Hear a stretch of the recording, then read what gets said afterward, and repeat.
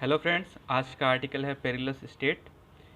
इसमें हम बात करेंगे स्टेट्स की बिगड़ती फाइनेंशियल कंडीशन के बारे में।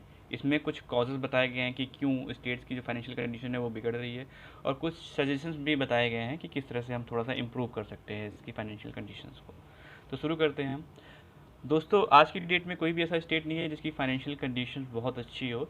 सारे स्टेट्स, चाहे वो महाराष्ट्र हो, कर्नाटक हो, जो भी आज के टाइम पे जो गोल्डन स्टेट्स कहलाते थे, गोल्डन स्टैंडर्ड स्टेट्स कहलाते थे, उनकी भी कंडीशन बहुत ज़्यादा बिगड़ रही है। तो उनकी फाइनेंशियल कंडीशन बहुत ज़्यादा बिगड़ रही है। तो इसके कुछ कॉजेज़ हैं कि इनकी फाइनेंशियल कंडीशन इतनी ज़्यादा क्यों बिगड़ रही है। सबसे पहला है कि उनके जो खुद के रेवेन्यू सोर्सेज थे उनके, जैसे कि लिकर सेल से जो रेवेन्यू होता था, प्रॉपर्टी ट्रांजैक्शन के ऊपर जो स्टैम्प ड्यूटी लगती थी उससे जो रेवेन्यू जनरेट होता था, पेट्रोलियम प्रोडक्ट्स के ऊपर जो सेल टैक्स लगता था उससे जो रेवेन्यू जनरेट होता था, ये सारे रेवेन्यूज़ का ये जो सोर्सेज थे रेवेन्यू के, ये लगभग लगभग जो टोटल रेवेन्यूज़ के लगभग लगभग हाफ पार्ट को ये कंट्रीब्यूट करते थे। तो इससे, लेकिन इनका जो ये सिस्टम है ये सारा इससे कोलैप्स हो गया है।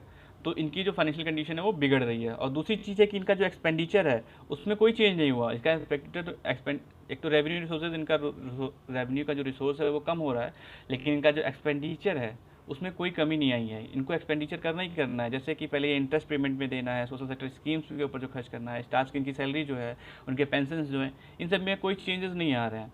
तो और दूसरी चीज़ है कि जो ये कोविड आया है, कोविड-19 की वजह से जो ये आया है, तो इसकी वजह से हमको इन हर स्टेट को अपना अपना हेल्थ इंफ्रास्ट्रक्चर को बहुत ज़्यादा इंप्रूव करना है, बीफ अप करना है।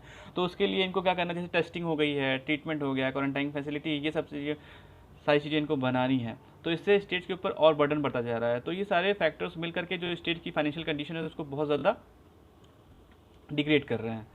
तो अब आज की डेट में सारे स्टेट, चाहे वो महाराष्ट्र हो, तमिलनाडु हो, कर्नाटका हो, वो सभी फंडिंग सपोर्ट, सेंटर से फंडिंग सपोर्ट के बारे में कह रहे हैं कि मुझे फंडिंग सपोर्ट दे दो, मुझे फंडिंग हो गया। और ये भी कह रहे हैं कि जो आरबीआई से जो बोरोइंग के रूल्स हैं उनमें भी कुछ रिलैक्सेशन किया जाए, ताकि ये सब ज़्यादा बोरोइंग कर करके अपनी कंडीशंस को इम्प्रूव कर सके। और कुछ कुछ स्टेट ने तो यहाँ तक कर दिया है कि वो अपने एम्प्लॉयज़ की सैलरीज को कट करने लगे हैं, पेंशन बेनिफिट्स को कम कर दिया है, ताकि वो अपनी फाइनेंशियल कंडीशंस को इम्प्रूव कर सकें। तो ये था। और क्या हुआ कि ये क्या हुआ दोस्तों, ये हुआ क्या एक्चुअल में, जो ये कंजिक्यूटिव एक्सटेंशन हुआ है इस लॉकडाउन का, बार बार जो एक्सटेंशन कर रहे हैं ये लॉकडाउन का, उससे क्या हुआ है कि जो फाइनेंशियल कंडीशन है, जो फाइनेंसेस हैं स्टेट्स के, उस पर बहुत ज़्यादा प्रेशर पड़ा, जिसके कारण सेंटर का और स्टेट का दोनों दोनों का जो फाइनेंशियल कंडीशन है वो बिगड़ता जा रहा है, क्योंकि कोई इनकम जनरेट हो नहीं रही है, सिर्फ एक्सपेंडिचर ही हो रहा है। ठीक है ना। तो ये है। अब तमिलनाडु, केरला, महाराष्ट्र ये सब फाइनेंशियल सपोर्ट के बारे में कह रहे हैं उससे।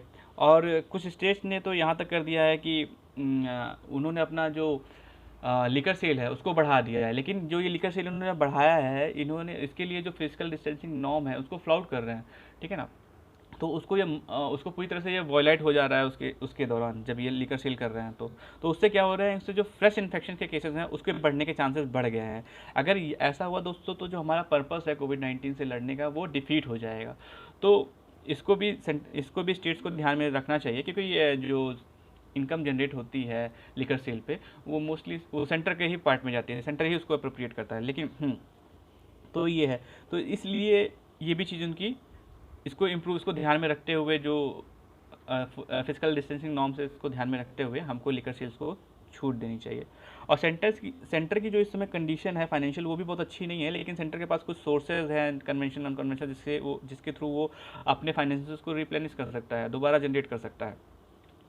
जैसा कि एग्जांपल में अभी मैं बताऊं आपको, तो ये क्या नाम है, जैसा कि अभी क्या हुआ था कि जो ऑयल के प्राइजेस हुए थे, जो ऑयल के प्राइजेस में गिरावट आई थी, उससे जो भी बेनिफिट हुआ वो सारा का सारा सेंटर के ऊपर। और उन्होंने क्या किया, उन्होंने अपनी ऑयल के प्राइजेस में फॉल होने के बावजूद उन्होंने ड्यूटीज़ लगाई। पेट्रोल पे उन्होंने 13 रुपये लीटर बढ़ा दिया, और डीजल पे उन्होंने 16 रुपये डीजल बढ़ा दिया।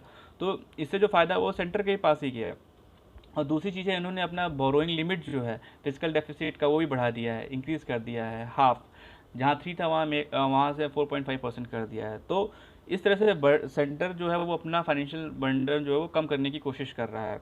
लेकिन अब क्या करना है कि अब सजेशंस को ये दिया गया है कि आप इसी तरह से स्टेट के बारे में भी सोचें, और स्टेट का जो फाइनेंशियल बर्डन है उसको भी कम करने के बारे में सोचें, क्योंकि स्टेट के ऊपर भी कोविड-19 के जो रिलेटेड एक्सपेंसेस हैं वो भी बहुत ज़्यादा है। और उसके कारण उनकी भी उनका जो स्टेट का जीएसडीपी है उसमें भी बहुत ज़्यादा डाउनफॉल हुआ है, तो उसको भी इम्प्रूव करने के लिए कुछ मेजर्स सुझाए गए हैं। तो इन्होंने ये कहा है कि सबसे पहली बात तो ये है कि जो इनका जो फिजिकल डेफिसिट है स्टेट के केसेस में जो फिजिकल डेफिसिट है उसको भी करंट 3% पर, जो 3% का लेवल है उससे बढ़ा के 4.5% कर देना चाहिए, ताकि जो स्टेट्स हैं वो भी ज़्यादा बोरो कर सकें, ज़्यादा अपने आप को खर्च कर सके, इकोनॉमी को बढ़ा सके, अपनी स्टेट की जीएसडीपी को बढ़ा सके, ठीक है ना।